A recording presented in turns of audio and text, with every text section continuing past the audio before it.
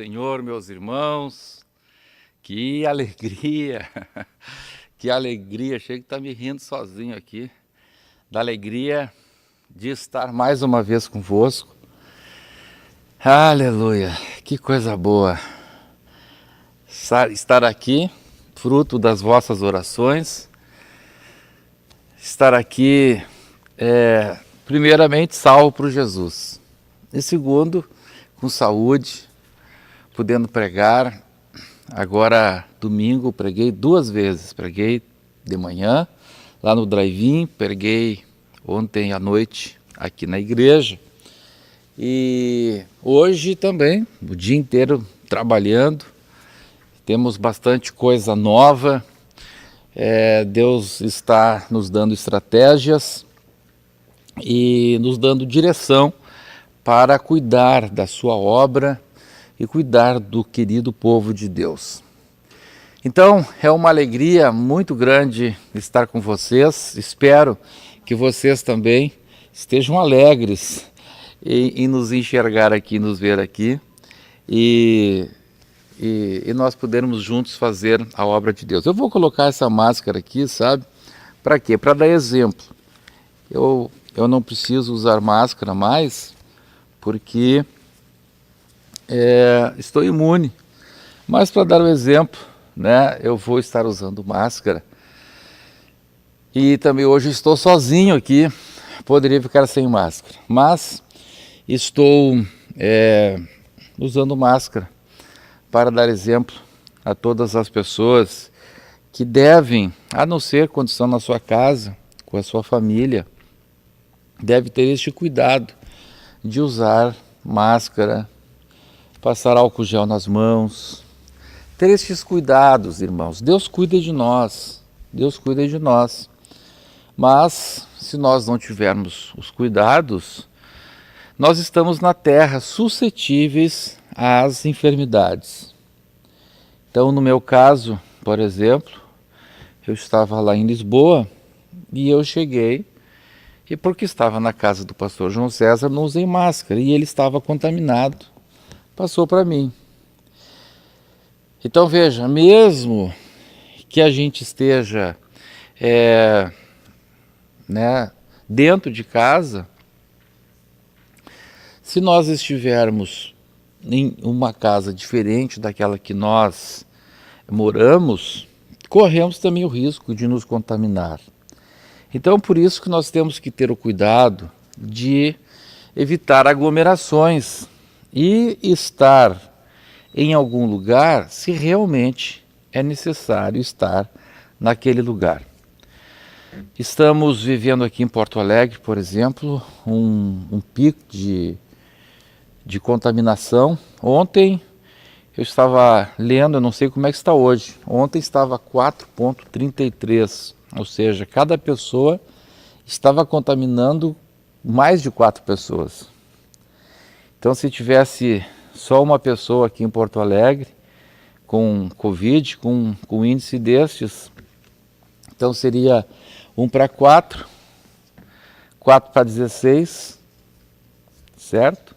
16 para 64, 64 para 128, 128 para 512, depois para 1024, depois para 4.096, depois já passaria para 8.000, depois para 16.000. Então veja, uma progressão de 4 realmente é algo assustador. Nós não devemos nos assustar porque o Senhor Jesus está conosco, mas repito, a palavra de Deus diz que nós temos que ser prudentes, com medida de prudência farás a guerra. O pessoal está perguntando aqui se é hoje que eu vou falar sobre o espírito da morte. Não, é terça-feira, amanhã. Hoje é escola bíblica, hoje eu queria fazer escola bíblica, mas ele não pôde fazer. E eu então estarei tentando substituir o pastor James. Glória a Deus. Muito bem, meus irmãos. Hoje nós vamos estudar a lição número 14. Eu estou um pouco ofegante, não se preocupe, é por causa da máscara. Não é por causa de qualquer problema respiratório. É por causa da máscara. A máscara realmente faz a gente ficar um pouco ofegante. Mas vamos lá, vamos então na lição 14. Se você tem a sua revista, abra na lição 14. Eu creio que as pessoas já estão entrando, irmã Tainê. O pessoal já está entrando na sala de aula. Quanto? Já temos 276 aparelhos. E quem sabe, muito mais pessoas. Algumas vezes tem 3, 4, 5 pessoas no aparelho. Então, quem sabe já estamos aí com mais ou menos 600, 700 alunos. Mas quem sabe vai chegar mais aluno. Para chegar a mais aluno, você sabe o que tem que fazer, né? Não precisa nem estar insistindo. Você deve compartilhar. Ali tem embaixo compartilhar. Também tem o positivo para você apertar ali em cima. Você já sabe disso. E eu quero dar uma boa notícia para os irmãos, né? Se quem olhar aí vai enxergar, nós já passamos de 16 mil inscritos. Vale um glória a Deus, irmã Tainê? Glória a Deus. Já passamos de 16 mil inscritos. Isto representa bastante. Não é somente o número de inscritos, mas os privilégios que o nosso canal tem dentro da plataforma YouTube. Isso também nos ajuda muito. Então, quando você se inscreve, quando você dá o like, quando você compartilha, você está evangelizando, você está também nos ajudando o Ministério Restauração a fazer esta grande obra que Deus quer que nós façamos. Muito bem, meus irmãos, nós temos agora então, estou aqui já com o celular, para receber as perguntas que forem feitas. Eu não sei, irmã Tainê, quem que está sendo o moderador hoje, quem que vai selecionar as perguntas para serem feitas. O irmão Rudinaldo, então, está lá na retaguarda, na trincheira, para selecionar as perguntas que estão dentro do assunto, porque muitas vezes as pessoas mandam perguntas que não tem nada a ver com o assunto que estamos falando. Então, quando a pessoa faz uma pergunta que tem a ver com o assunto que estamos falando, isto contribui muito para a lição, não é? Para a aula. Mas quando uma pergunta não tem nada a ver com o assunto que estamos falando, ao invés de ajudar, ela pode atrapalhar. Então, por isso, o nosso companheiro, o presbítero Rudinaldo, está lá na trincheira selecionando as perguntas. Se alguém quiser fazer alguma pergunta também sobre a Brigada contra a Morte, anunciamos ontem e está sendo sucesso. Estamos organizando hoje, passei o dia trabalhando neste assunto, na nossa guerra, na nossa luta contra este espírito da morte, que não age só no vírus. Não, o vírus é apenas uma das ferramentas deste espírito de morte que está lançando um ataque feroz sobre a terra. Mas nós temos vida. É normal que o diabo venha roubar, matar e destruir. Mas deve ser normal também que a igreja venha ser instrumento de vida.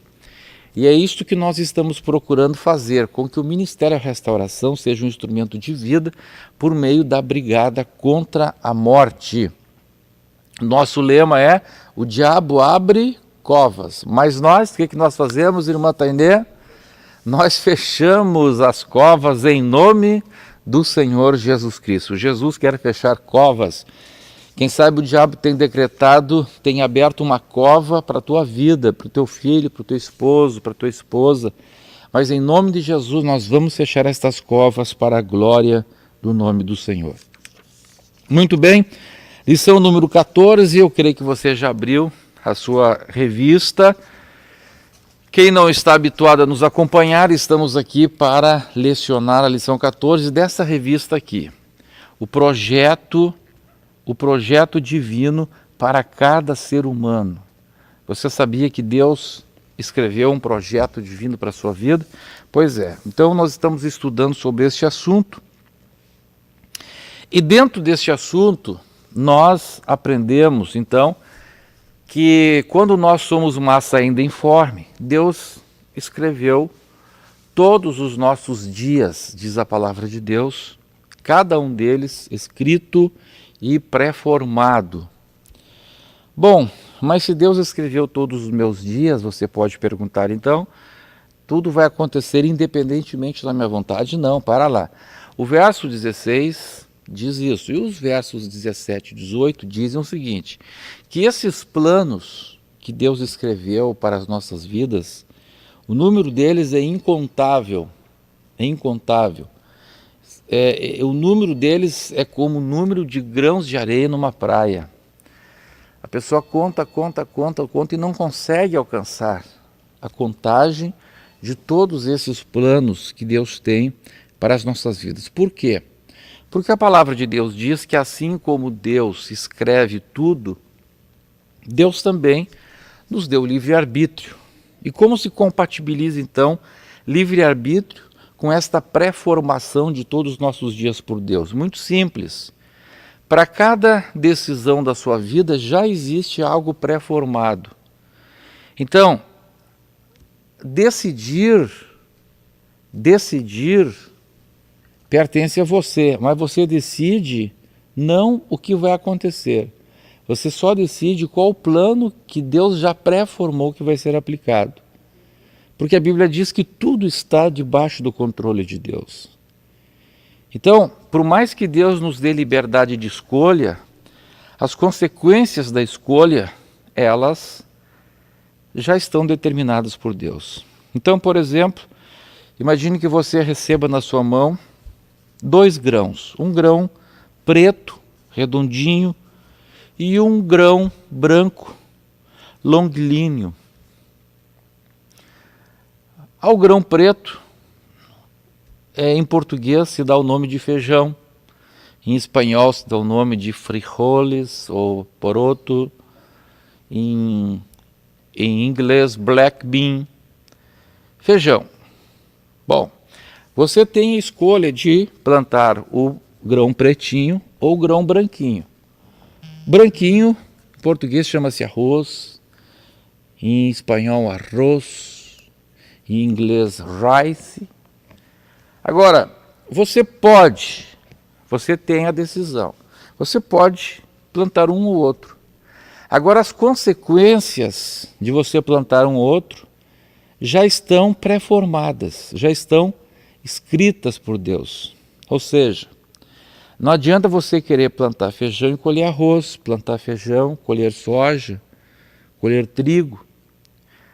Você somente escolhe o plano.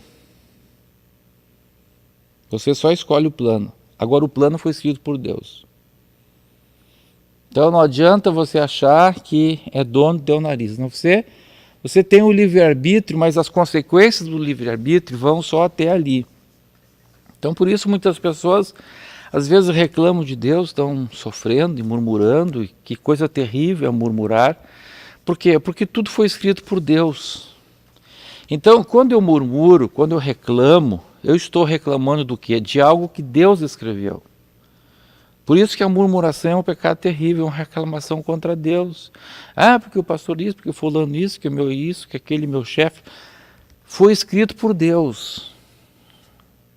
Por isso temos que dar glória a Deus. E quando Deus escreveu, isto aconteceu na sua vida em razão de você ter tomado uma decisão lá atrás. Então, a única pessoa que é culpada das coisas que estão acontecendo contigo é você mesmo. Por isso diz a Bíblia, queixe-se o homem dos seus próprios pecados. Porque é conforme as nossas decisões que vão sendo aplicados os planos de Deus. Deus nunca muda o seu plano, Deus muda de plano, está entendendo? Deus escreveu muitos planos e conforme a tua decisão, Ele não vai mudar o plano para a tua vida. Os planos já estão escritos, eles são imutáveis. Deus vai mudar de plano. Certo? Bom, nós vimos na Bíblia Sagrada que quando a pessoa toma decisões erradas, ela se distancia do plano que chamamos de plano ideal de Deus. Aquele plano perfeito que é o plano maravilhoso de Deus, o plano maravilhoso de Deus. Mas quando a pessoa erra, ele toma planos alternativos. Não era o plano ideal de Deus, mas também são planos que Deus escreveu. E nesses planos, Deus empurra a pessoa para voltar para o plano ideal. Deus empurra a pessoa para isso. Só que, se a pessoa tomar decisões mais erradas ainda, ele vai tomar outros planos alternativos que cada vez o afastarão mais do plano ideal. Ainda que Deus, no seu amor, na sua bondade, castigue. Deus, nestes planos alternativos de Deus, vem coisas ruins, coisas que a gente acha ruim, que a nossa carne acha ruim, mas Deus faz tudo bom. E nós vimos que existem planos alternativos que são reversíveis, a pessoa tem como retornar ao plano ideal. Mas tem coisas que a pessoa faz que a distanciam tanto de Deus que este afastamento torna-se irreversível. E nós vimos especialmente dois tipos de decisões que levam as pessoas a terem este afastamento irreversível. Quais são os planos que levam a pessoa a ter este afastamento irreversível? Quais são estes planos? Que planos são estes? Nós vimos que são os planos aplicados quando a pessoa decide, primeiro, por blasfemar contra o Espírito Santo. E segundo, quando a pessoa toma a decisão de apostatar da fé. Quando a pessoa apostata da fé, essa pessoa então entra em um caminho irreversível. Por quê?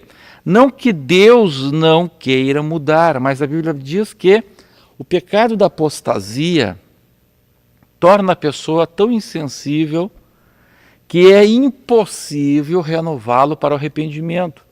Então, não é que Deus não queira perdoar a pessoa. Deus está sempre disposto a perdoar. O amor de Deus é infinito, o amor de Deus é glorioso, Deus sempre quer perdoar a pessoa. Mas é a pessoa que não consegue se arrepender, porque a apostasia, gerada pela soberba, faz com que a pessoa creia que o errado agora passou a ser certo.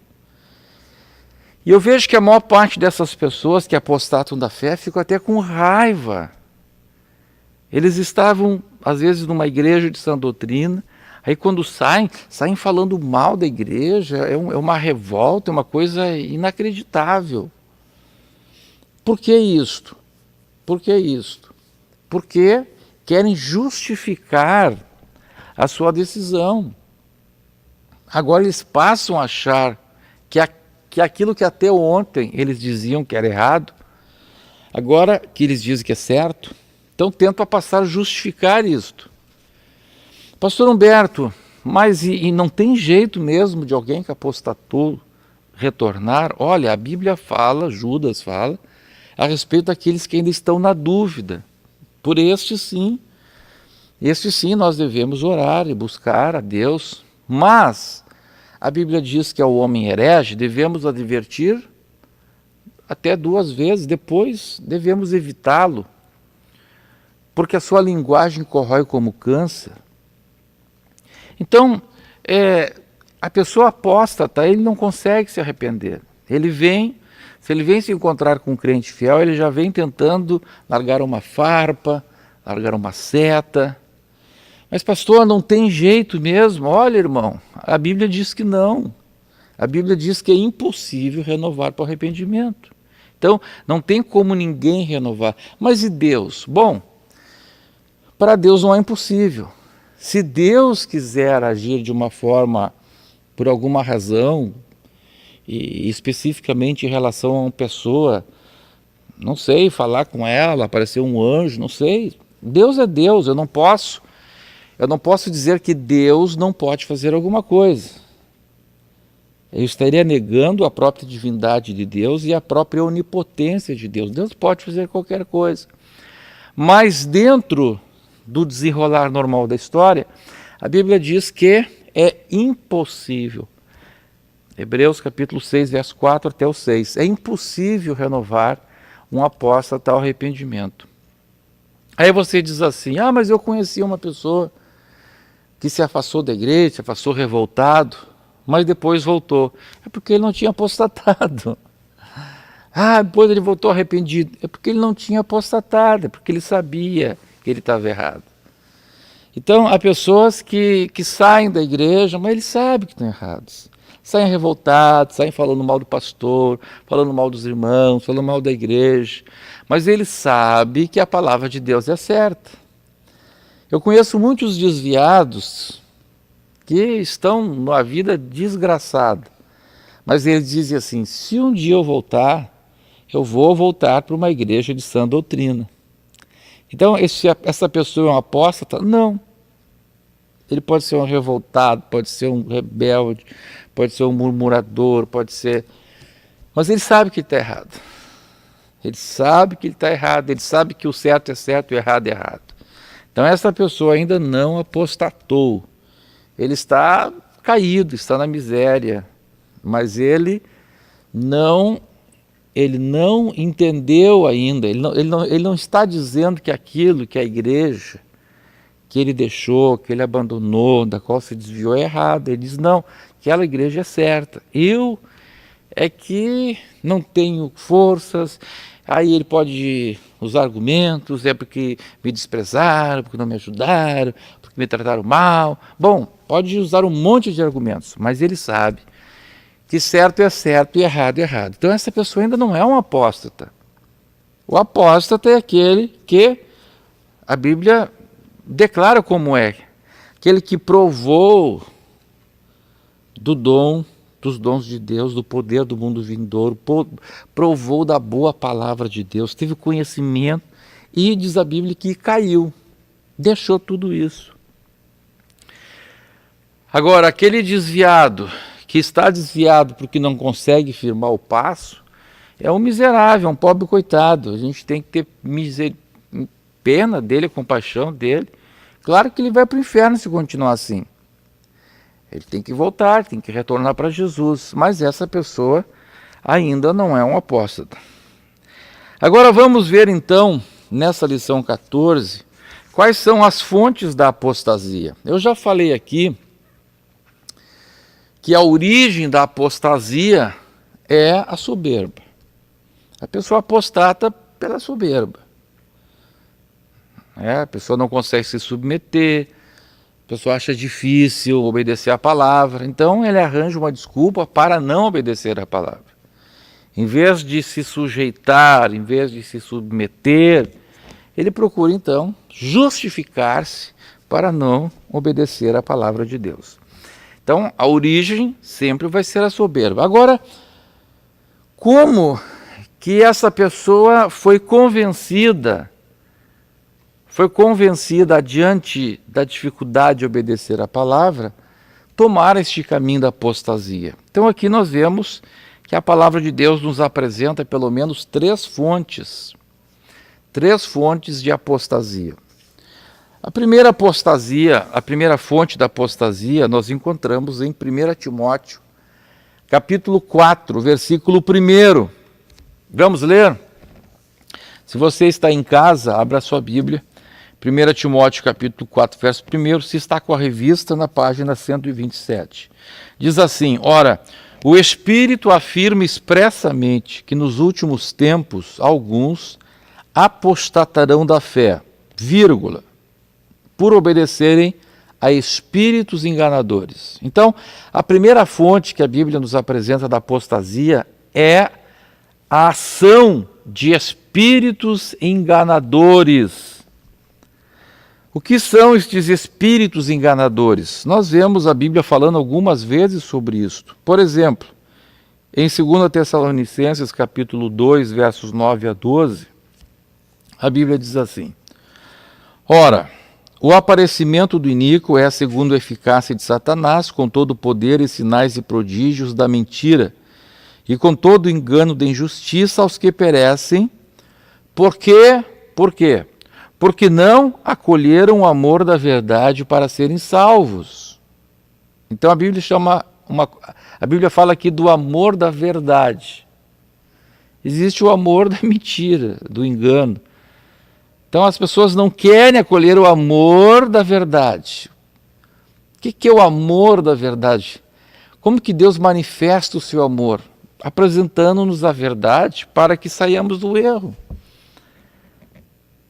Mas vem o espírito de engano e diz que amor é acolher a pessoa como ela está e mantê-la no erro.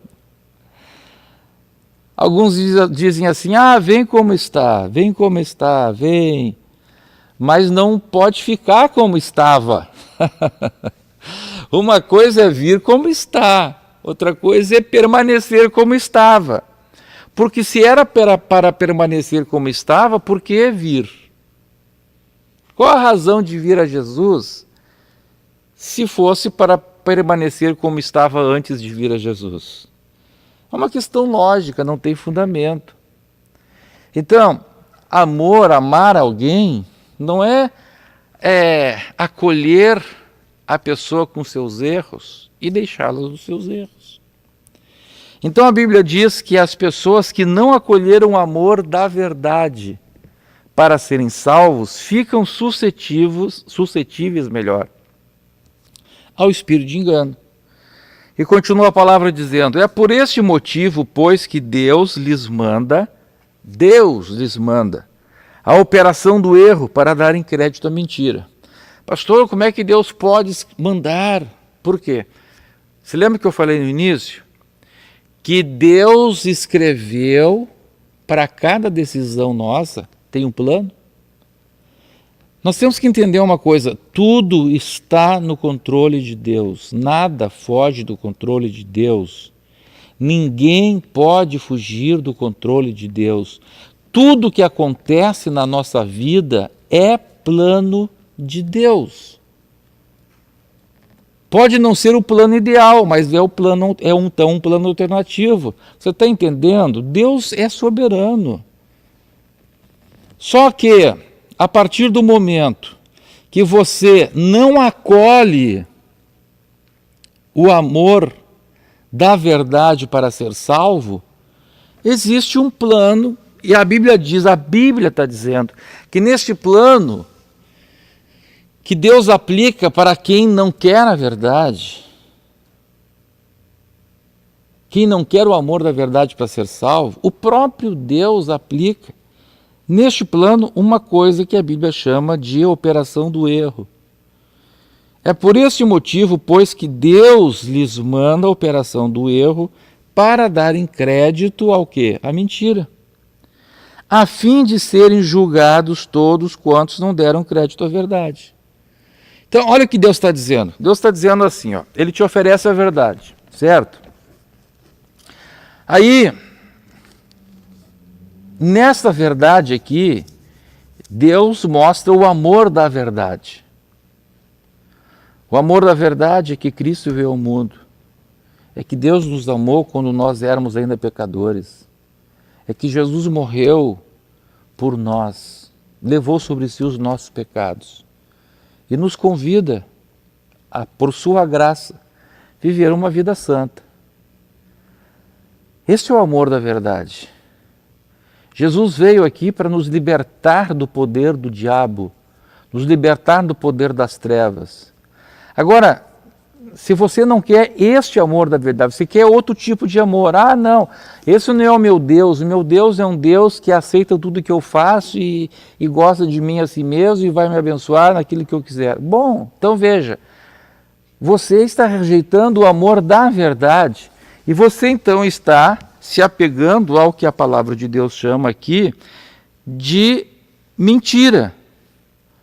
Você prefere dar crédito à mentira do que se apegar ao amor da verdade para ser salvo. Leia na sua Bíblia. Repito, 2 Tessalonicenses 2, 9 a 12. Porque não acolheram o amor da verdade para serem salvos. É por este motivo, pois, que Deus lhes manda a operação do erro para darem crédito à mentira, a fim de serem julgados todos quantos não deram crédito à verdade. Então veja, você não quer dar crédito à verdade? Quer dar crédito à mentira? A Bíblia diz então que Deus, neste plano alternativo de Deus, Ele mesmo manda. Veja, não é que Deus permite. Né? As pessoas acham, não, Deus permite. Não, Deus manda. É o plano dele, é plano alternativo, que já estava pré-formado. Por este motivo, pois que Deus lhes permite, Deus lhes manda a operação do erro, para darem crédito à mentira, a fim de serem julgados todos quantos não deram crédito à verdade, antes, pelo contrário, deleitaram-se com a injustiça. Então você quer injustiça, você quer pecado, você quer viver uma vida de murmuração, uma vida de mundanismo, fora da palavra de Deus, você não quer a santidade de Deus na sua vida, ok. Deus respeita o teu livre-arbítrio, só que existe um plano para isso. E neste plano existe a operação do erro. Olha o que a Bíblia conta, né? Você quer uma prova, mais uma prova bíblica disso? Vamos lá então. Abra a sua Bíblia em 1 Reis, capítulo 22. 1 Reis 22, 19 a 23. Se você tem a revista, ainda estamos na página 127. Diz assim: Micaías prosseguiu, ouve, pois, a palavra do Senhor. Viu o Senhor assentado no seu trono, e todo o exército do céu estava junto a ele, à sua direita e à sua esquerda. Perguntou o Senhor: quem enganará a Acabe, para que suba e caia em Ramote Gileade? Um dizia desta maneira, e outro de outra. Então, olha aqui, então saiu um espírito e se apresentou diante do Senhor e disse: eu o enganarei. Meu irmão, minha irmã, tudo está debaixo do controle de Deus. A soberba de Lúcifer faz com que ele pense que pode continuar se opondo a Deus. Não adianta, tudo está, os demônios, o inferno, a morte, tudo está debaixo do plano de Deus. Pastor Humberto, por que Deus não destrói então tudo isso? Porque Deus está num processo preparando alguém, um juiz, para julgar esses demônios. Qual é o juiz que Deus está preparando para julgar os demônios e este mundo terrível? Os santos. Quem é que vai julgar o mundo? Os santos, diz a Bíblia. Quem é que vai julgar os anjos? Os santos. Mas tudo está no controle de Deus. E Deus, então Deus, na sua soberania, Ele permite aos homens, Ele permite aos anjos tomarem decisões. Ele permite.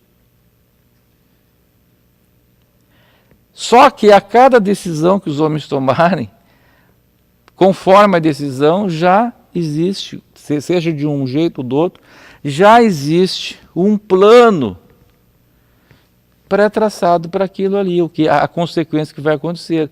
E neste plano pré-traçado tem outras encruzilhadas. Então, por isso que nós comparamos os planos da vida como uma espinha de peixe. Você vai indo. Então, tomou a decisão, foi para lá. Só que lá tem outra encruzilhada.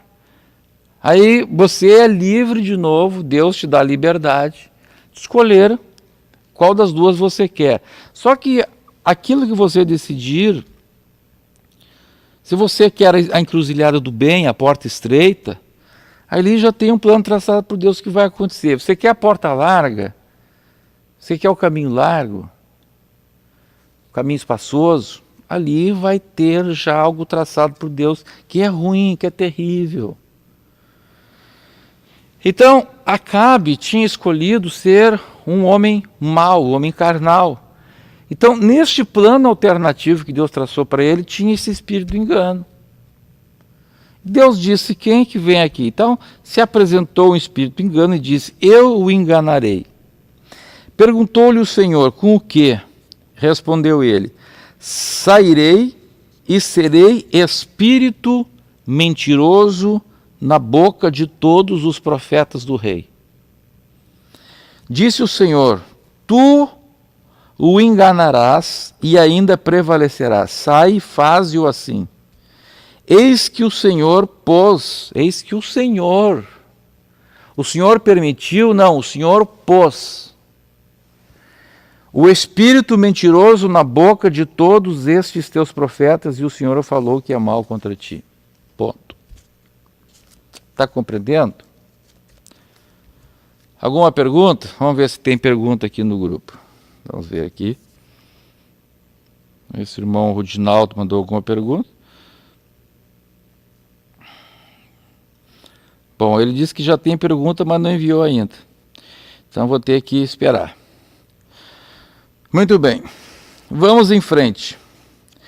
A segunda fonte da apostasia são os ensinos de demônios.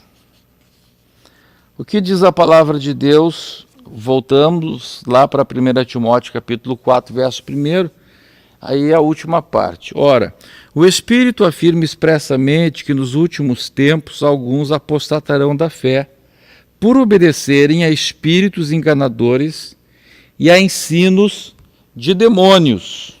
Então aqui agora vemos a segunda fonte, ensinos de demônios. Bom, o irmão Rudinaldo mandou a pergunta e apagou. Vamos continuar aqui. Então aqui a Bíblia fala agora a segunda fonte é ensino de demônios.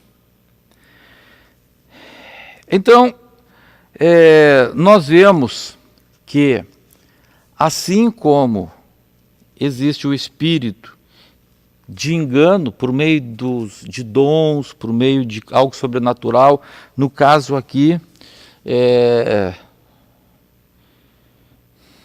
vamos ver aqui. Vamos parar um pouquinho aqui então, vamos responder as perguntas que estão chegando. Paz do Senhor. E essas pessoas que entram na igreja várias vezes, saem várias vezes, isso é apostasia? Isto não os torna duros para Deus? Bem, isto não é apostasia. A Bíblia chama isso de contumácia. A Bíblia chama isso do pecador contumaz. Então, essa pessoa, ele não é um apóstata, ele é um contumaz.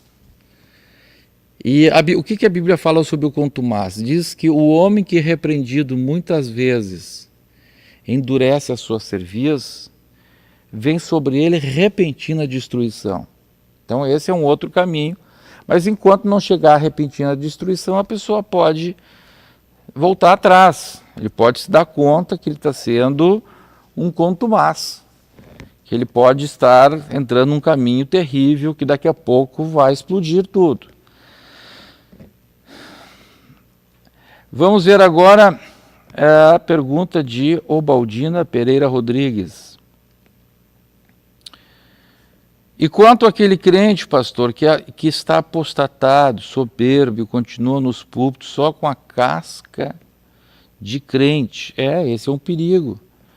Às vezes tem pessoas que estão dentro da igreja, de uma igreja de sã doutrina, só que ele não crê mais. Mas ele continua com verniz, às vezes tem interesses, encargos, posição, só que nos bastidores ele começa a corroer a sã doutrina. Então ele aparenta ser uma pessoa que mantém a santidade, só para não perder posição, não perder prestígio, mas no seu interior ele já se corrompeu. Este apóstata, às vezes, é mais perigoso que aquele que sai abrindo o bocão. É um perigo isto. A irmã Ubaldina tem razão. Aqui tem uma pergunta também: como conviver com um cônjuge apóstata e criando filhos pequenos? Olha, é uma situação que exige muita sabedoria de Deus, mas a palavra de Deus nos ensina que o simples fato do cônjuge, mesmo não ser crente, isso não nos dá a justificativa para o divórcio. A Bíblia até autoriza que a mulher deixe o marido, mas que permaneça sozinha. Então isso não autoriza o divórcio. A palavra de Deus nos mostra que uma das coisas que às vezes acontece é que Deus permite, Deus, não é, nos seus planos, ele permite decisões dessa pessoa, o livre-arbítrio deste cônjuge apóstata. Só que chega um momento que essa pessoa chega a um ponto onde ali vai existir um plano alternativo de Deus. E às vezes nesses planos alternativos de Deus existem coisas terríveis. Por exemplo, a Bíblia diz que cova profunda é a mulher alheia, e nela cairá todo aquele contra quem Deus se irar. Então muitas vezes o próprio adultério é consequência desta ação divina. A Bíblia diz que quando Deus se ira com a pessoa, a mulher alheia torna-se uma cova profunda. E aí o que acontece? Diz assim, verso 14, é 1 Coríntios 7,14. Porque o marido incrédulo é santificado no convívio da esposa, e a esposa incrédula é santificada no convívio do marido. De outra sorte, os vossos filhos seriam impuros, porém agora são santos. Agora veio o verso 15. Mas se o descrente, aqui entraria também um apóstata. O que é o apóstata? É um descrente. Só que tem descrente que nunca creu. Então, é meramente um descrente. O apóstata é um descrente que já creu. Mas se o descrente quiser apartar-se, que se aparte. Em tais casos, não fica sujeito à servidão, nem o irmão e nem a irmã. Deus vos tem chamado à paz. Pois como sabes, ó mulher, se salvarás teu marido? Ou como sabes, ó marido, se salvarás a tua mulher? Você não sabe. Você não leu os planos que Deus tem lá, que Deus escreveu lá atrás. Quem sabe esse teu marido, essa tua esposa, tomou atitudes que diante dessas atitudes tem algo escrito por Deus que ele vai morrer, vai sofrer um juízo, não sei. Então, a Bíblia diz que o próprio Deus, chega momentos que o próprio Deus faz então com que se aparte. Tudo está no controle de Deus. E muitas vezes então essa pessoa, depois de se apartar, junta-se a outra pessoa consumando o adultério. Ou às vezes até mesmo antes de se apartar. Neste momento então se abre o caminho bíblico do divórcio. Vamos ver aqui. Aqui o nosso irmão já está falando sobre o ponto seguinte, uma pergunta sobre o ponto seguinte. É possível, uma pergunta aqui, Gabriele Machado pergunta, é possível um apóstata ser usado por Deus? É possível qualquer coisa, Deus pode fazer qualquer coisa. Deus usou Saul em profecia. O que Saul era? Não sei se já tinha apostatado, ou se era ainda um rebelde, mas sabia o que era o caminho, mas pode ser, possivelmente se pode dizer que Saul era um apóstata, e Deus usou em profecia, Deus usou uma mula, Deus deu sonhos para Nabucodonosor. Deus pode fazer qualquer coisa. Deus pode fazer qualquer coisa. Agora, nós vamos falar um pouquinho daqui a pouquinho sobre os falsos profetas, sobre os falsos milagreiros. Vamos ver o que a Bíblia fala sobre isto, sobre apóstatas que são profetas e sobre apóstatas que são milagreiros, certo? Daqui a pouquinho vamos falar sobre isto. Pastor Humberto, se o diabo é o pai da mentira, se o diabo é o pai da mentira, como Deus pode utilizar algo criado pelo diabo? Se o diabo é o pai da mentira, como Deus pode utilizar algo criado pelo diabo? Aqui que está o que eu acabei de falar. Deus é onipotente, Ele pode fazer qualquer coisa. Se qualquer coisa limitar a Deus, então Deus já não é mais onipotente. Isso chama-se soberania. O que é a soberania? Do que difere o poder, meramente o poder, da soberania? O poder e a autoridade nós recebemos sempre de alguém. Soberano é aquele que tem autoridade por si mesmo. Ele não depende de ninguém e nem de nada para exercer o seu poder. Ele não tem, então, uma autoridade delegada. Ele é soberano. E Deus é soberano. Deus pode fazer qualquer coisa. Deus pode, inclusive, utilizar o próprio diabo. Nós vemos diversas vezes na Bíblia isso acontecer, que Deus usa o erro de pessoas em favor, às vezes, dos próprios crentes. Então, vamos ver algo mais terrível que aconteceu. Qual é o crime mais terrível que aconteceu na face da terra?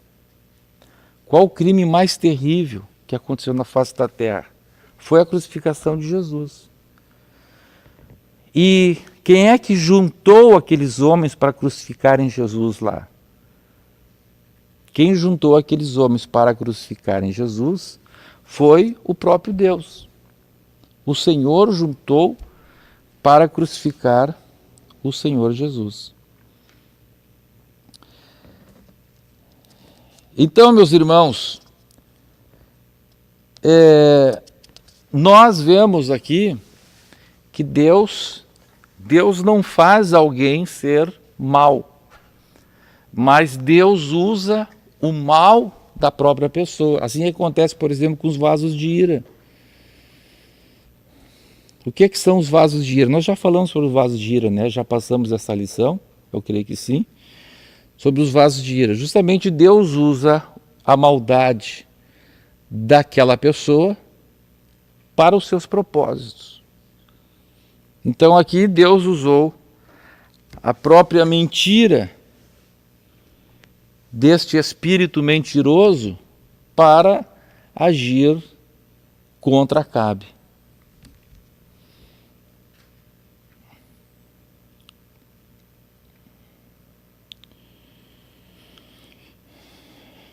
Bem, há uma outra pergunta aqui. Os planos de castigos de Deus abrange também a descendência? Deuteronômio 28, 59. O que acontece? A palavra de Deus mesmo fala que existem planos alternativos que vão alcançar os descendentes. Vamos a algum exemplo. Imagine que num plano de Deus para uma pessoa, Deus queria que aquela pessoa fosse muito rica. Então o plano ideal de Deus para aquela pessoa é que ela fosse rica. No entanto, se ela tomasse tal decisão, o plano de Deus então, um plano alternativo, levaria essa pessoa para um caminho derivado, não mais o principal. Lá pelas tantas tinha outra decisão. Deus dando oportunidade para ela retornar para o plano ideal, mas ela sempre insistindo em tomar decisões, indo para o plano errado. Tudo está escrito por Deus. Deus não pode perder o controle da sua criação. Deus não entrega o controle da sua criação nem para o diabo, nem para os homens. Senão Deus não poderia profetizar na sua palavra dizendo tudo o que iria acontecer. Como é que ia acontecer tudo o que Deus disse que vai acontecer? Você, por exemplo, lê as profecias de Daniel, Deus falando tudo o que iria acontecer. Lá na profecia de Daniel estava falando sobre a crucificação de Jesus, que era algo terrível, que era um crime. Então, nós vemos que assim também, na vida de uma pessoa, as suas decisões, se forem sempre erradas, esse homem, quem sabe, vai se tornar um alcoólatra, vai lá ser um criminoso, vai para a cadeia. Agora veja, isto traz consequências para quem? Para os seus filhos. Seus filhos vão sofrer coisas que, se o pai tivesse tomado decisões boas, melhor, os filhos não sofreriam. Então, por isso que as decisões dos pais vão repercutir nos filhos. Imagine só, um homem correto, um homem honesto, está ali, né, às vezes mesmo ímpio, procurando ser correto. As decisões corretas dos ímpios também têm consequências positivas. Porque Deus não tem o controle só dos crentes, Deus tem o controle do mundo inteiro. Então as decisões corretas de um não salvo também vão trazer boas consequências para ele aqui na terra. Em consequência, o seu filho vai nascer num berço melhor do que o berço daquele outro, que tomou decisões erradas. Seus filhos terão uma educação melhor que a educação que os filhos do outro vão ter. Então, as nossas decisões e os planos pelos quais nós trilhamos na vida vão ter consequências não somente para nós, quanto também para os nossos filhos. Olha o cuidado que nós temos que ter.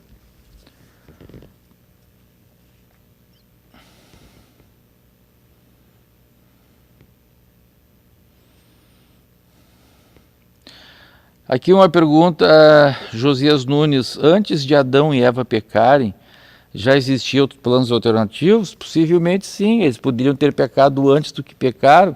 Eu não sei quantos anos, quantos séculos Adão e Eva ficaram sem pecar. Pode ser que eles poderiam ter pecado antes. Nada impede que isto seja possível. Muito bem. Vamos então agora aos ensinos de demônios. A Bíblia diz então que a pessoa pode apostatar da fé não somente pela ação de espíritos enganadores, como também por ensinos de demônios. A palavra de Deus nos fala de diversos ensinos de demônios. Nós lemos nos livros de João, nas cartas de João, por exemplo, João batalhando muito sobre a gnose, o gnosticismo, que naquele tempo era muito feroz, negando a humanidade de Jesus. Nós vemos Paulo, por exemplo, discutindo bastante sobre aquelas heresias que afrontavam a igreja no Antigo Testamento e que até o século passado havia muito esse tipo de ensinos de demônios afrontando o núcleo do Evangelho. Vou dar alguns exemplos. Tem uma doutrina aí que diz que Jesus não é Deus. Tem uma seita que inclusive fez uma Bíblia para eles, uma Bíblia só para eles, né, que chama-se Tradução do Novo Mundo. E ali eles mudaram versículos. Para quê? Para dizer que Jesus não é Deus. Então veja, esta doutrina, ela não satisfaz a carne, porque para nossa carne tanto faz Jesus ser Deus ou não. Para a satisfação dos meus desejos carnais, tanto faz eu pensar que Jesus é eterno, que Jesus é criado, que o Espírito Santo, como eles dizem, seja meramente uma força ativa e não uma pessoa. Isso não satisfaz a minha carne. A quem interessa negar a pessoa de Jesus, a divindade de Jesus? A Satanás, ao diabo. Ele que se opõe a Cristo. Então, todos esses ensinos que afrontam a palavra de Deus, e você pergunta assim, mas o que essa pessoa ganha? O que a carne ganha? A carne dele ganha nessa defesa de algo que é contrário à palavra de Deus? O que ele está ganhando com isso? Ele pode pecar, a carne dele vai se satisfazer, ele pode combater a santidade. Não, mas então, por que esta gana, esta raiva contra o que está escrito na Bíblia? De onde surge isso? De uma ação demoníaca. São ensinos que foram insuflados na mente da pessoa pela ação de demônios. Quando Paulo fala para nós em Efésios, no capítulo 6, podemos até ler ali toda aquela passagem.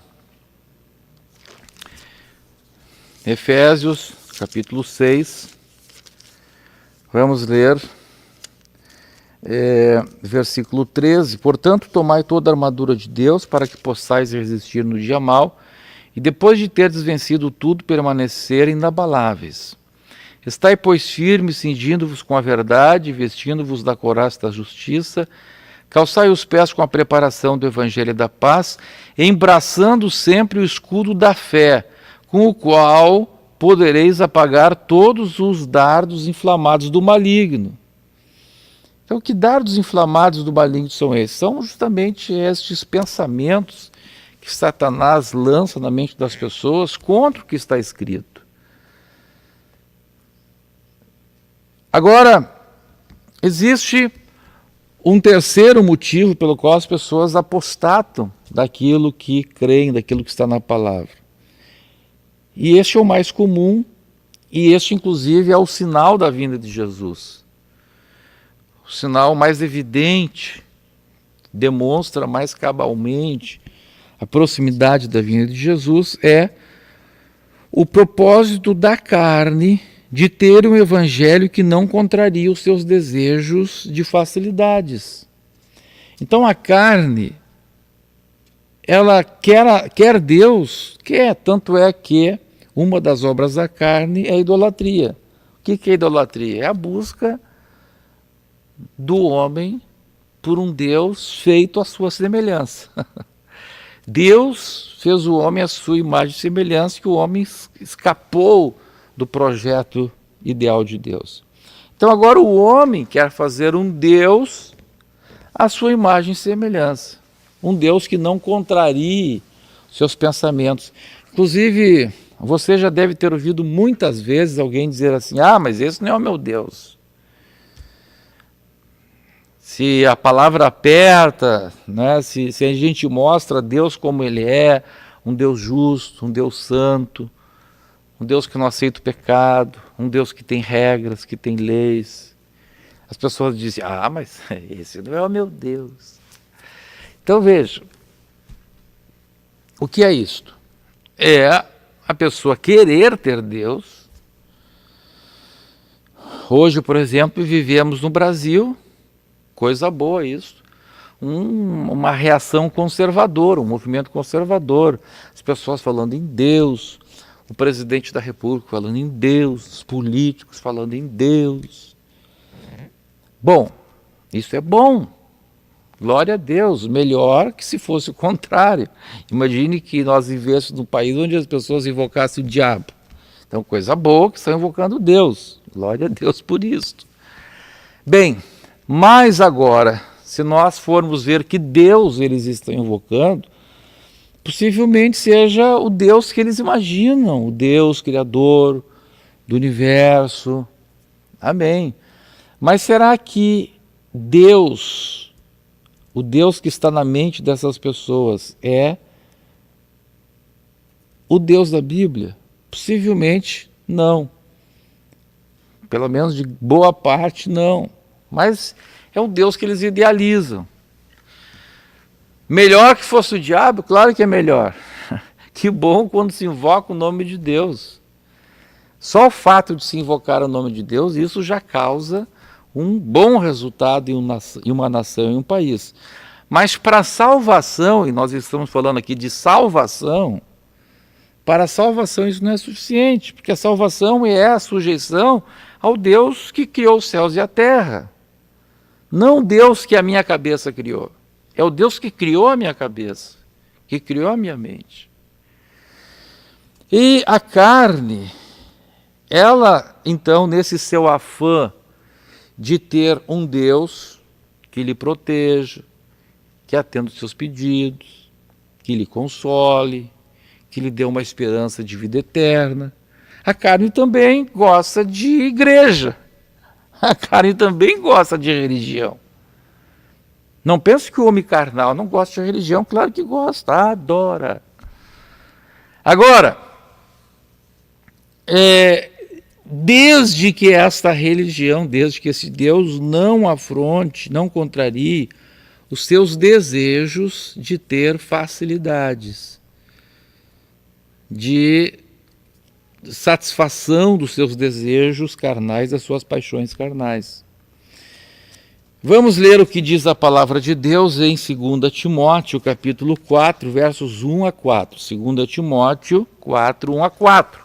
Diz assim: Conjuro-te perante Deus e Cristo Jesus, que há de julgar vivos e mortos, pela sua manifestação e pelo seu reino. Prega a palavra, insta, quer seja oportuno, quer não, corrige, repreende, exorta, com toda a longanimidade e doutrina, ponto. Agora preste atenção. Pois haverá tempo em que não suportarão a sã doutrina. Pelo contrário, cercar-se-ão de mestres segundo as suas próprias cobiças, como que sentindo coceira nos ouvidos. E se recusarão a dar ouvidos à verdade, entregando-se às fábulas. Então veja, muitas vezes as pessoas não querem dar ouvidos à verdade e dão ouvidos à mentira e são impulsionadas a isto, porque eles não querem a verdade, Deus mesmo as impulsiona com a ação ou ações sobrenaturais de espíritos enganadores. Mas, aqui a Bíblia está dizendo que também as pessoas se recusam a ouvir a verdade e se entregam à mentira sem ver nenhum milagre, simplesmente para que a sua carne seja satisfeita, buscando a satisfação da sua carne. Agora imagine quando junta as duas coisas. Imagine quando junta uma mensagem de um evangelho que não fere a carne com alguma manifestação sobrenatural. É só a misericórdia de Deus. Por isso a Bíblia diz que, se possível, até os escolhidos seriam enganados. Mas quando o homem e a mulher têm a intimidade com Deus, nós vamos ver daqui a pouquinho sobre isso, intimidade com Deus. Ah, meu irmão, ninguém engana. Ele pode ver milagre, ele pode ver alguém fazendo cair fogo do céu. Alguém pode oferecer um manjar para ele, um prato. Não, ele conhece Deus. Ele tem experiência com Deus, tem compromisso com Deus, tem intimidade com Deus. Essa pessoa não é enganada. Ele sabe quem é Deus e ele sabe quem ele foi. Ele sabe o que é o homem natural. Ele foi transformado. Ele realmente nasceu de novo. Glória a Deus. Judas, quando escreve a sua carta, não Judas Iscariotes, o Judas, irmão de Jesus, quando ele escreveu a sua carta, no capítulo 1, no verso 4, ele também fala sobre isso. Ele diz assim: pois certos indivíduos se introduziram com dissimulação, os quais desde muito foram antecipadamente pronunciados para essa condenação. Homens ímpios, agora escute, que transformam em libertinagem a graça de nosso Deus. Bom, vamos ver aqui, o que é libertinagem? O que é libertinagem? O que é graça e o que é libertinagem? Judas estava dizendo que esses homens que não amam a sua doutrina, que se introduziram já naquele tempo na igreja, eles querem transformar graça em libertinagem. Então, qual é a diferença entre graça de Deus e libertinagem? A graça de Deus é o poder para não pecar. É liberdade para não pecar. Então, vamos lá. Graça é liberdade para não pecar. Vamos dizer juntos? Vamos dizer junto, irmã Tainê.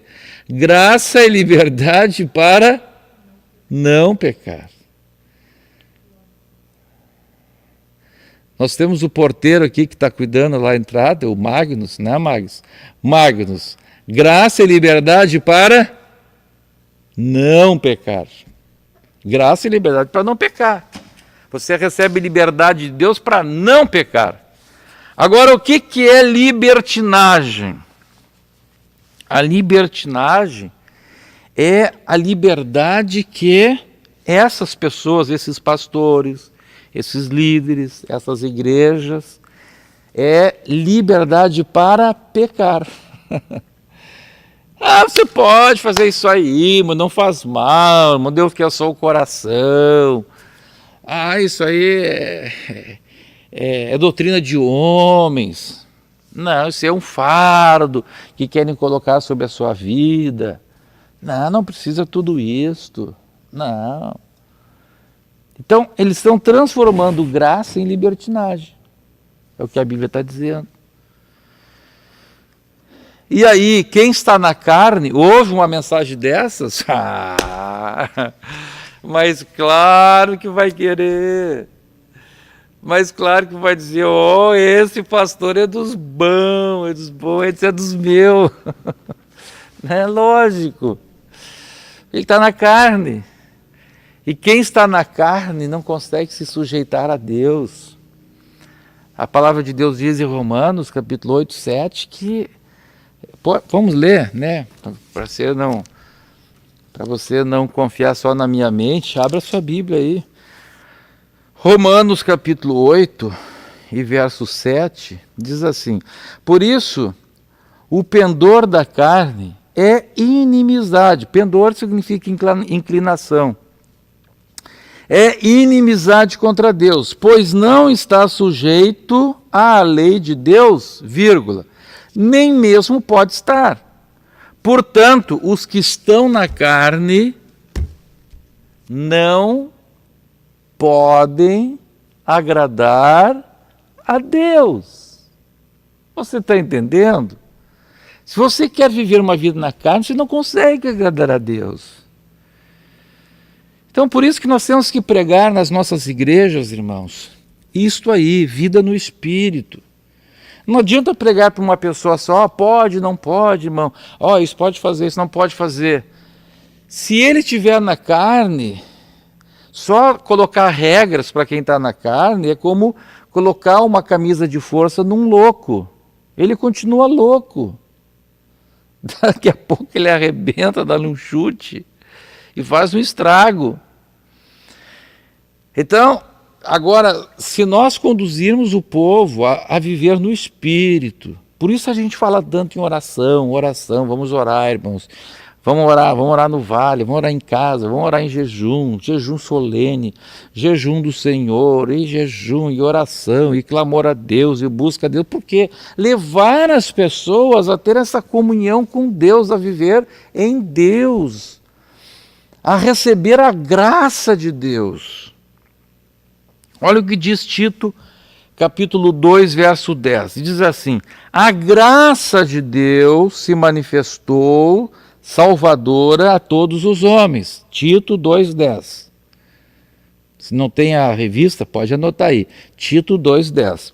A graça de Deus se manifestou salvadora a todos os homens, educando-nos para que, renegadas a impiedade e as paixões mundanas, vivamos no presente século sensata, justa e piedosamente. Certo? Se você quer um estudo sobre o que é a palavra piedosamente, na sexta-feira nós vamos ter o estudo da Bíblia versículo por versículo, e nós estamos justamente estudando o livro de Tito, que Paulo usa essa palavra piedoso, piedosamente. Vamos estar estudando justamente essas duas palavras na sexta que vem, justo e piedoso. Muito bem. Esta ideia de libertinagem, ela é expressamente combatida na palavra de Deus em Romanos, capítulo 6, versículos 15 a 18. Vamos ler lá? Abra sua Bíblia em Romanos, capítulo 6, nós estávamos no 8, vamos para o 6 agora. Romanos, capítulo 6, verso 15, 16 e 18. Diz assim, olha aqui. E daí? Paulo pergunta, e daí? Havemos de pecar porque não estamos debaixo da lei e sim da graça? Então aqui justamente ele estava rebatendo estes tais que querem transformar a graça de Deus em libertinagem. Ele diz assim, e aí? Havemos de pecar porque não estamos debaixo da lei e sim da graça? Aí ele mesmo responde, de modo nenhum. Não sabeis que daquele a quem vos ofereceis como servos para a obediência, desse mesmo a quem obedeceis sois servos, seja do pecado para a morte ou da obediência para a justiça. Aí ele diz assim, mas graças a Deus, porque outrora, escravos do pecado, contudo viestes a obedecer de coração o quê? Obedecer de coração o quê? A forma de doutrina a que fostes entregues.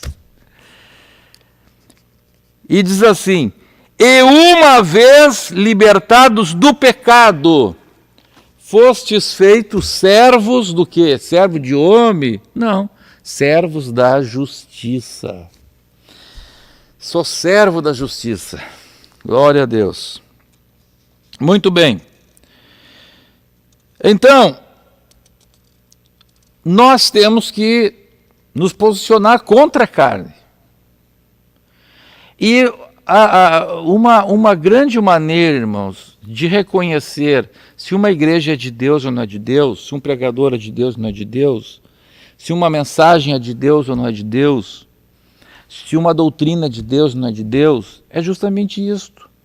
É ver se aquela igreja, aquele arcabouço doutrinário, aquele pastor, aquele pregador, a sua mensagem te dá liberdade para pecar, você se sente confortável. Quem sabe você vinha há anos lutando contra o pecado. E aí chega aquele pastor e diz assim, rapaz, para que lutar assim, rapaz? Você não tem importância. Aí você diz, que coisa bem boa ver essa mensagem, meu Deus do céu, passei 30 anos debaixo de um jugo lá no lutando contra minhas paixões, meus desejos, e agora vem esse pastor aí, ai, me deu liberdade para pecar. Agora eu posso. Ou, se aquele pastor, aquela igreja te leva a entrar num caminho até que tu sejas livre de pecar. Essa é a maneira de ver uma igreja verdadeira de uma igreja que não ama o amor da verdade, mas sim ama a mentira. Simples. Glória a Deus. Portanto, irmãos, normalmente a apostasia, especialmente aquela que se refere à prática da santificação, abraçará uma forma de vida mais fácil para a carne. Aí o apóstata fica contente, né? E ele vai ensinar o quê? Que a porta do céu se alargou. Ele diz assim, irmão do céu, não era tão apertada assim a porta. Irmão do céu, a porta era de elástico. Você já viu? Hoje tem essas roupas, né, de elastano, né? Tem a roupa de elastano que elas esticam assim, né? A pessoa compra a roupa assim, né? Aí vai engordando a roupa engorda junto com a pessoa. Esse é o consolo dos gordos, a roupa de elastano, roupa de elástico. E tem gente também que quer alargar a porta, então quer porta de elastano. Né? Que bonito, porta de elástico. A porta do céu não é de elástico, mas não adianta. A palavra de Deus é a mesma, ontem, hoje, será para sempre. Cristo é o mesmo. Muito bem. Agora vamos lá. Diante de tudo isto, do ensino de demônios, dos espíritos enganadores e também do propósito da carne de ter facilidades, nós encontramos então umas figuras que surgem aí nesse meio, chamados falsos profetas. Por que surge tanto falso profeta, irmão? Dinheiro, irmão, dinheiro. Dinheiro. Você quer ver uma das características do falso profeta? Ele quer estar atrás de dinheiro. Né? Você anda pela internet cheio de gente pedindo dinheiro. Prega alguma coisinha, irmão, nos ajude, nosso ministério, irmão. Aqui embaixo tem uma continha bancária e tal. É dinheiro. Então a pessoa que quer dinheiro, ele anda atrás de quê? De seguidores para ele. Ele não está apontando para Cristo, para Deus. Não, ele quer dinheiro para ele. E pior que tem bobos, tem pessoas que são tão trouxas que não se dão conta disso. Parece que tem gente que gosta de ser enganado. Então Jesus falou que surgiriam esses falsos profetas. E é impressionante, irmãos, como que há crentes que abrem o coração para pessoas que estão aí na internet. Pessoas que não têm igreja, que não têm história, que não têm um templo, que não têm um trabalho de Deus para mostrar, que não pagaram um preço, que só se promoveram, se locupletaram dos recursos dos crentes. Pastores sem ovelhas, pessoas que não estão lá junto com o enfermo, estão lá batalhando, passando as noites em clamor a Deus. Só conversa, e muitos crentes vão atrás disto.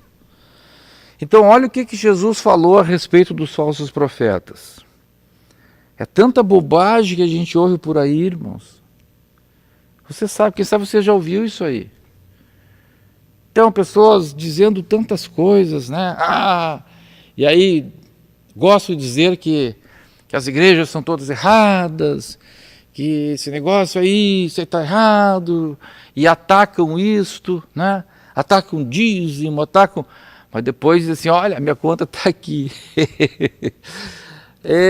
Não querem se sujeitar, são soberbos. É muito fácil, irmão, ver quem é um falso profeta. Jesus falou, e vamos ler o que Jesus falou. Vamos ler Mateus 7, 15 a 27. Abra sua Bíblia aí, Mateus 7, 15 a 27. Diz assim: acautelai-vos dos falsos profetas que se vos apresentam disfarçados em ovelhas, mas por dentro são lobos roubadores. Falsos profetas que se apresentam disfarçados em ovelhas, mas por dentro são lobos roubadores. Pelos seus frutos os conhecereis. Colhem-se porventura uvas dos espinheiros ou figos dos abrolhos? Assim, toda árvore boa produz bons frutos. Porém, a árvore má produz frutos maus. Não pode a árvore boa produzir frutos maus, nem a árvore má produzir frutos bons. Toda árvore que não produz bom fruto é cortada e lançada ao fogo. Assim, pois, pelos seus frutos os conhecereis. Nem todo que me diz Senhor, Senhor entrará no reino dos céus, mas aquele que faz a vontade do meu Pai que está nos céus. Ouça aqui agora. Muitos naquele dia hão de dizer-me, Senhor, Senhor, porventura não temos nós profetizado em teu nome? Em teu nome não expelimos demônios? Olha aqui o espírito enganador. E em teu nome não fizemos muitos milagres? Então lhes direi explicitamente, nunca vos conheci. Nunca vos conheci. Apartai-vos de mim os que praticais a iniquidade. Todo aquele, pois, que ouve estas minhas palavras e as pratica, será comparado a um homem prudente que edificou a sua casa sobre a rocha, e caiu a chuva, transbordaram os rios, sopraram os ventos, deram com ímpeto contra aquela casa que não caiu, porque fora edificada sobre a rocha.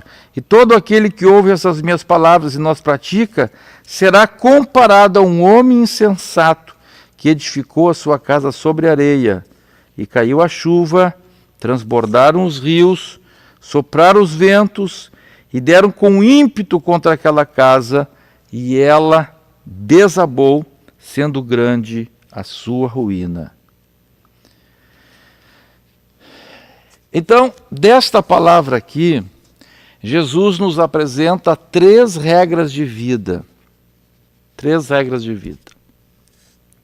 E nós vamos estudar, então, estas 3 regras de vida para não sermos enganados, nem por espíritos enganadores, nem por ensinos de demônios, e nem pelos falsos doutores que querem nos induzir a levar uma vida carnal. Nós vamos estudar então estas 3 regras de vida e vamos estudar mais alguma coisa. Vamos estudar também sobre a apostasia como sinal da vinda de Jesus, a apostasia da carne como sinal da vinda de Jesus. Vamos estudar na próxima segunda-feira. Vamos dividir essa lição aqui em 2 aulas, porque ela é muito rica, muito preciosa. E agora, né, com essa pandemia aí, novamente, as aulas das escolas dominicais foram suspensas em muitos lugares. Então, quem sabe, vamos atrasar um pouco a nossa revista. Então, vamos com calma. Se Deus quiser, então, na próxima segunda-feira, estarei aqui, ou o pastor James, para estarmos ministrando, então, as 3 regras de vida que podemos seguir para não perdermos o céu, para não sermos ludibriados pela apostasia mediante espíritos enganadores, ensinos de demônios e a ação da concupiscência da carne, defendida pelos doutores que pregariam conforme as concupiscências do povo. Vamos às perguntas. Vamos ver aqui. Vamos ver se tem mais pergunta.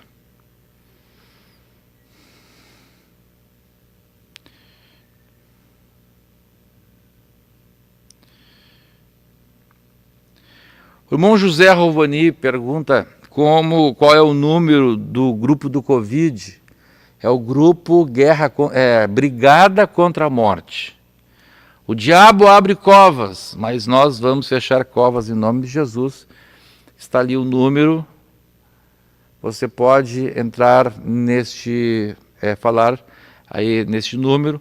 Quem está administrando o grupo é a nossa irmã Luane Machado. A parte técnica, a equipe técnica do grupo será coordenada pela doutora Daliane Marozzano, irmã Daliane, que é membro de nossa igreja na cidade de Palhoça, estado de Santa Catarina. Ela gentilmente aceitou o meu convite para estar coordenando a parte técnica. Ela é médica e juntamente com ela vão estar outros irmãos que são enfermeiros, bioquímicos, estudantes de medicina, como o irmão Vinícius Lassari, e outros irmãos então que trabalham na área da saúde.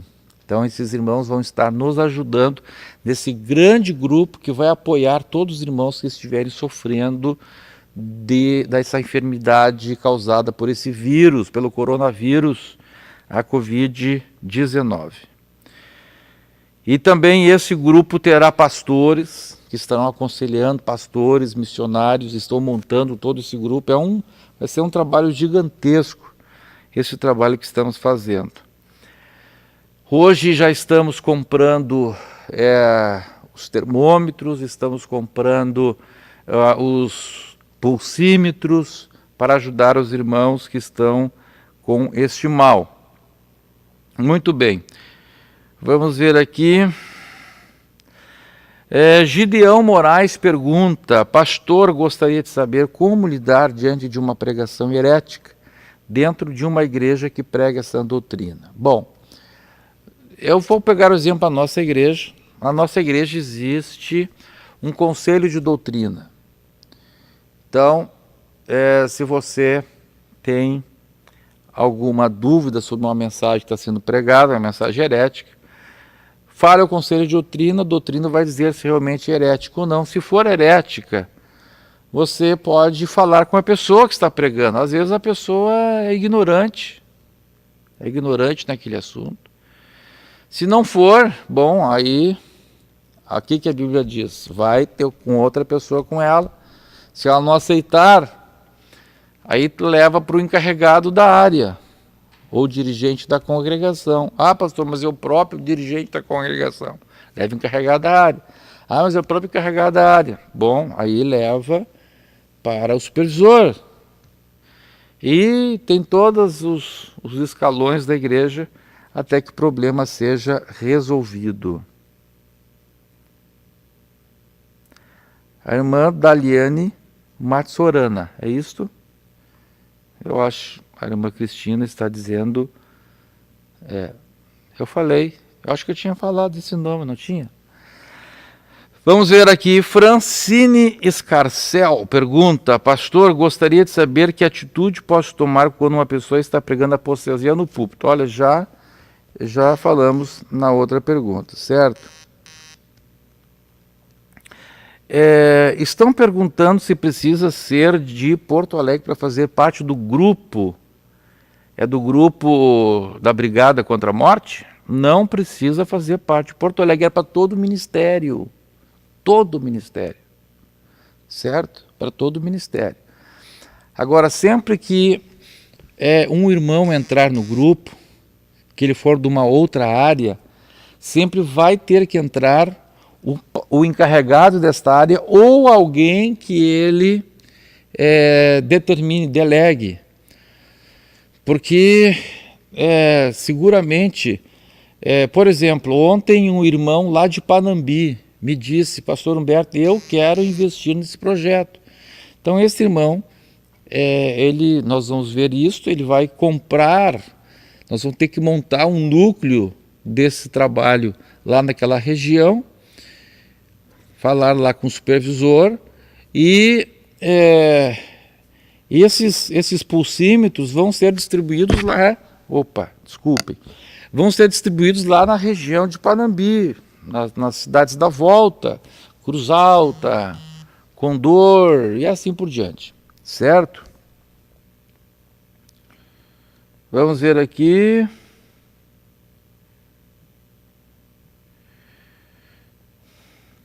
Muitas pessoas fizeram pedidos de oração, vamos interceder, vamos orar por todos.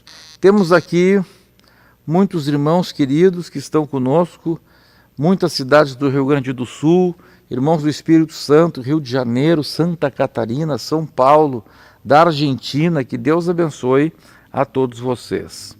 Nós vamos estar orando agora, pedindo a bênção de Deus sobre a vida de todos aqueles que querem ser firmados em Deus, que não querem de maneira alguma cair no canto da sereia, como dizem, né? Como na expressão da literatura, mas querem estar firmes na palavra de Deus. Vamos pedir, irmãos, para Deus firmar os nossos pés na rocha. Deus nos livre de cair na apostasia, irmãos. Deus nos livre de cair neste pecado terrível, nós deixarmos a santidade, começarmos a abrir as portas de nossa igreja para o mundanismo, para o pecado. Deus nos livre disso. E para que nós não caiamos neste erro, nós precisamos do quê? Da graça de Deus. Porque é a graça de Deus que nos dá poder para não pecar, para que não caiamos na libertinagem. Então nós vamos orar agora, vamos pedir a bênção de Deus sobre a vida de todas as pessoas, mas eu não posso encerrar esse trabalho sem dar a oportunidade para alguém que quer aceitar Jesus. Pode ser que alguém que esteja participando dessa escola bíblica não tenha Cristo ainda, ou se tem Jesus, ou se teve, está um pouco enfraquecido, está sendo tentado pelos apóstatas, sendo tentado a abrir mão da santidade, quem sabe já se afastou, quem sabe até já saiu da igreja, você está na dúvida, olha, cuide, não permita que a apostasia domine teu coração, ainda dá tempo de se arrepender. Se o teu coração não está duro, ainda há tempo. Nós vamos orar por você agora. Aleluia, glória a Deus. Tem mais alguém, ou tem alguém que queira receber Jesus? Irmão Marcos Leonardo pergunta: existe perigo em ver pregações de doutrinas diferentes? Muito perigo, irmão, muito perigo.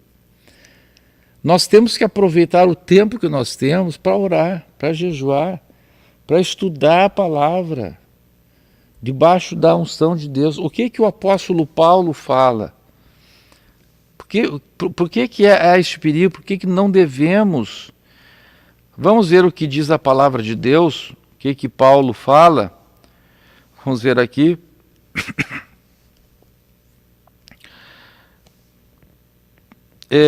Vamos ler 2 Timóteo capítulo 2, verso 17.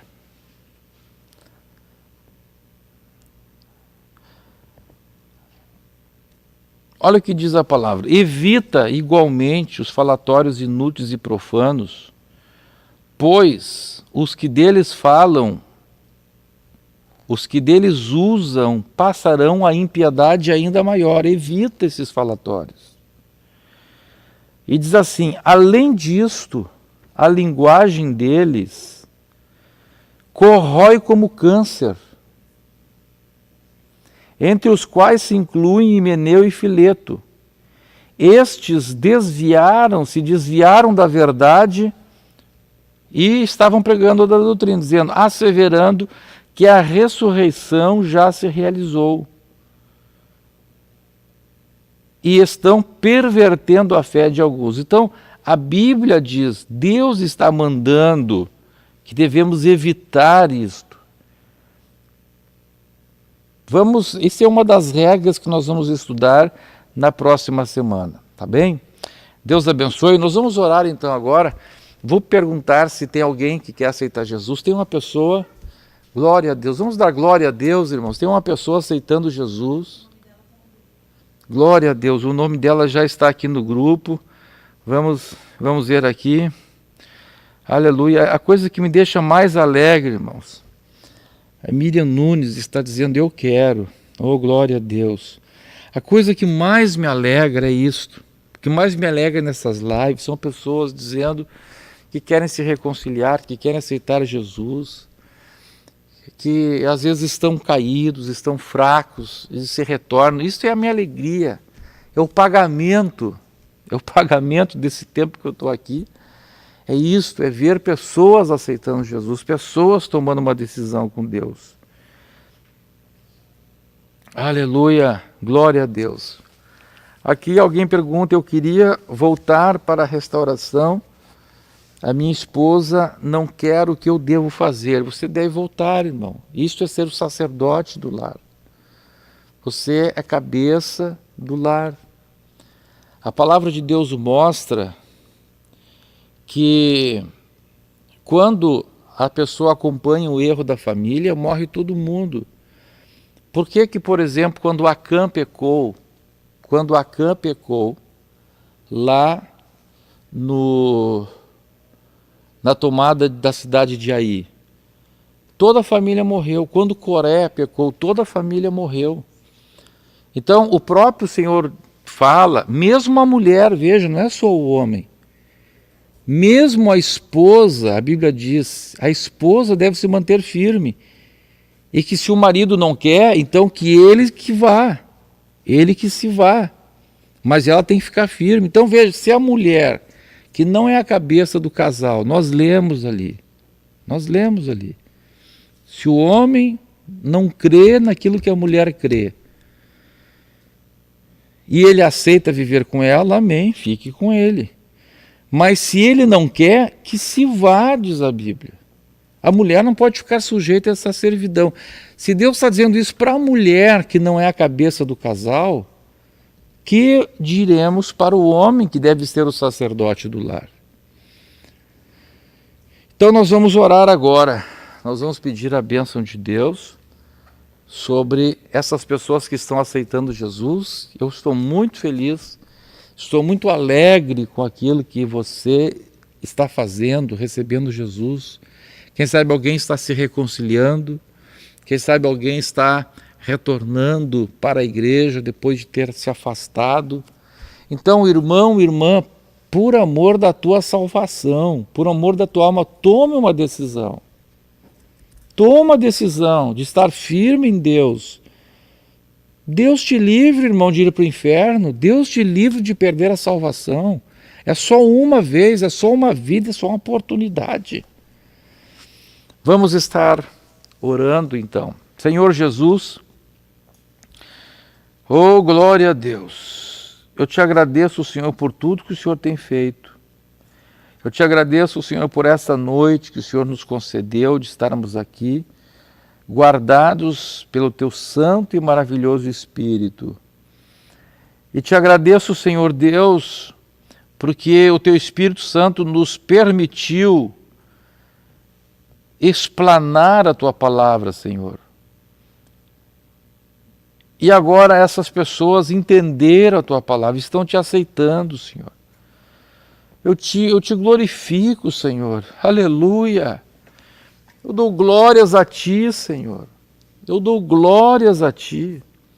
Eu peço a tua bênção, Senhor, sobre este irmão, sobre esta irmã, que quer receber da tua parte a salvação que vale mais do que qualquer coisa, A tua palavra diz que a salvação vale mais do que o mundo inteiro, vale mais do que todas as riquezas da terra, porque tudo aqui termina-se. Tudo aqui, Senhor, se acaba. A vida aqui é tão breve e às vezes ainda se abrevia mais. Estamos diante, Senhor, de uma pandemia mundial que está matando milhares de pessoas. Estamos aqui, Senhor, no Brasil, onde já morreram mais de 70 mil pessoas, somente envolvidos, Senhor, ainda que não seja pelo vírus, mas com alguma coisa relacionada a isso aí.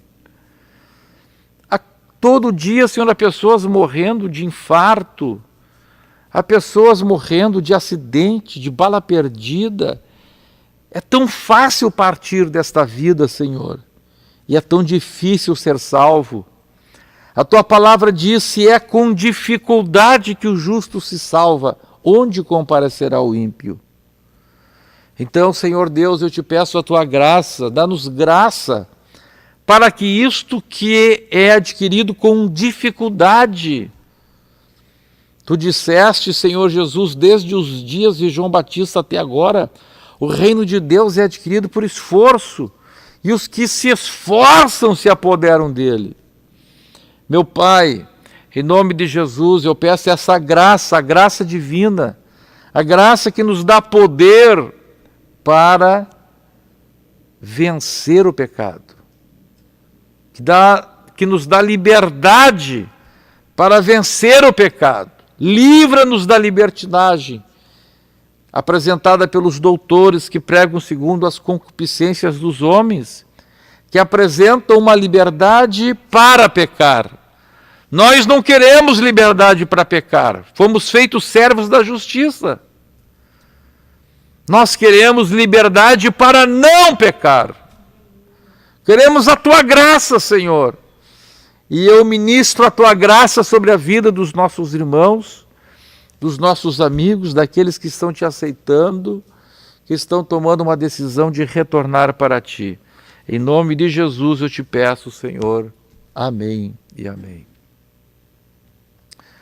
Glória a Deus. Bendito seja o nome do Senhor.